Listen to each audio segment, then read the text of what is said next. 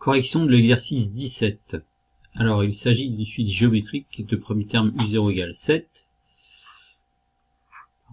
U0 égale 7, et de raison 2. Premièrement, calculer U1, puis U2, UN plus 1 en fonction de UN.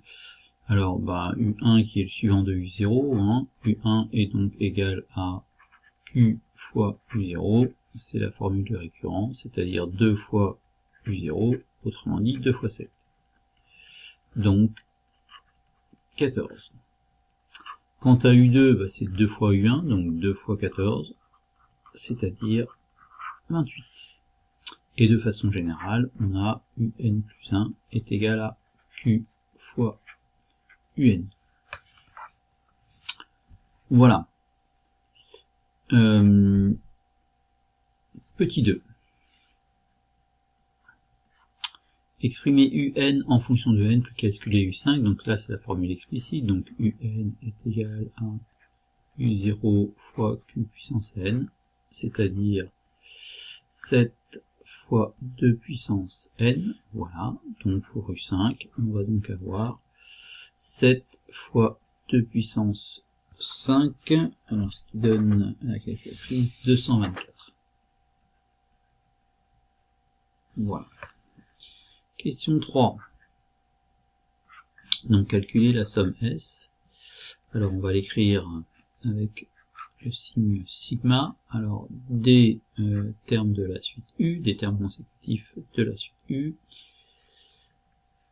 tels que I commence à 0, donc on commence à U0 et on va jusqu'à U9. Voilà.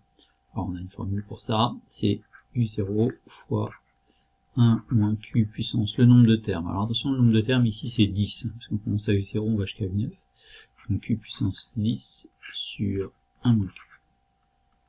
Autrement dit, 7 fois 1 moins 2 puissance 10 sur 1 moins 2. Et ça donne 7161. De même pour la 4.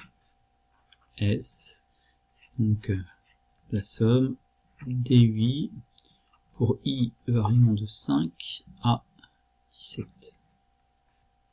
Donc on va trouver le premier terme de la somme, donc U5, facteur de 1 moins Q puissance, alors attention, de 5 à 17, il y a 13 termes sur 1 moins Q.